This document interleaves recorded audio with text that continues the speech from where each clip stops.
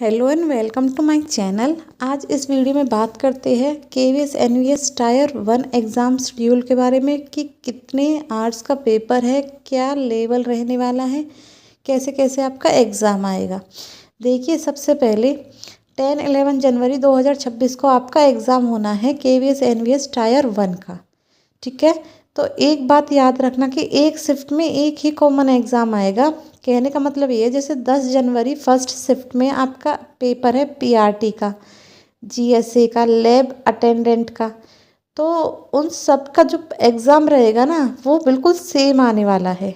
ठीक है, लेकिन जो कट ऑफ रहेगी वो पोस्ट वाइज निकलेगी कि किस पीआरटी में कितनी पोस्ट है, जीएससी में कितनी पोस्ट है, लेकिन पेपर तीनों का सेम ही होना है, कॉमन एग्ज़ाम एक शिफ्ट में। ठीक है, आई होप आपको ये समझ आया होगा। अब ड्यूरेशन क्या रहेगी, 2 आवर्स रहेगी सभी पोस्ट के लिए।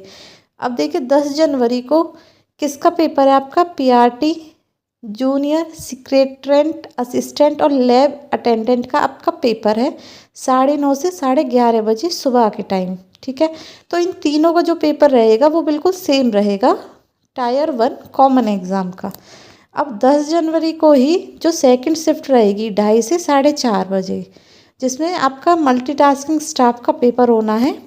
ठीक है, 11 जनवरी को 9:30 से 11:30 जो एग्ज़ाम है assistant commissioner, principal, vice principal और पीजीटी, इनका एग्ज़ाम सेम रहेगा।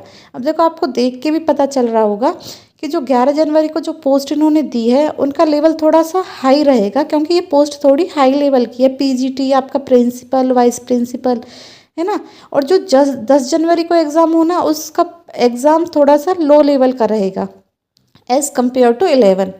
ठीक है, लेकिन सबका पेपर सेम रहने वाला है, एक शिफ्ट में एक कॉमन एग्ज़ाम रहेगा। इतना आपको समझ आ गया। देखिए नेक्स्ट देखते हैं, ये मैं आपको बता चुकी हूँ।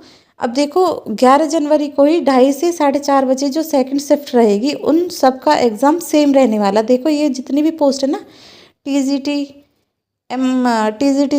टीचर की है, लाइब्रेरियन की है, administrative officer, finance officer, junior translator, assistant engineer, assistant section officer, senior secretariat assistant और ये स्टेनोग्राफर ग्रेड 1 और 2, इन सब का पेपर सेम रहने वाला है। ठीक है जी।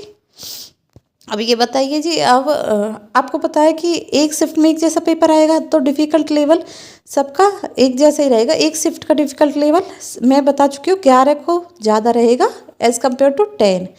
जो पीजी लेवल के एग्ज़ाम में एसी, प्रिंसिपल, वीपी, पीजीटी, तो इनमें पीजी लेवल तक का रहेगा। और जो ये आपके टीजीटी, एओ, एफओ, एई, एएसओ, जेटी, स्टेनो, एसएसए, इसमें ग्रेजुएट लेवल का रहेगा। पीआरटी, जीएससी, लैब अटेंडेंट इसमें 12th लेवल का और एमटीएस में 10th लेवल तक का। टोटल आपके पास 300 क्वेश्चन आने वाले हैं। ठीक है, 100 क्वेश्चन रहेंगे और प्रत्येक आपका जो क्वेश्चन रहेगा वो 3 मार्क्स का रहेगा। तो टोटल जो अंक रहेंगे, मार्क्स रहेंगे वो 300, और आपके पास टाइमिंग रहेगी 2 घंटे। नेगेटिव मार्किंग है तो यस, नेगेटिव मार्किंग है, कितनी है, 1/3 है। आप अगर गलत करके आते हो तो आपका 1/3 मार्क्स कट हो जाएगा।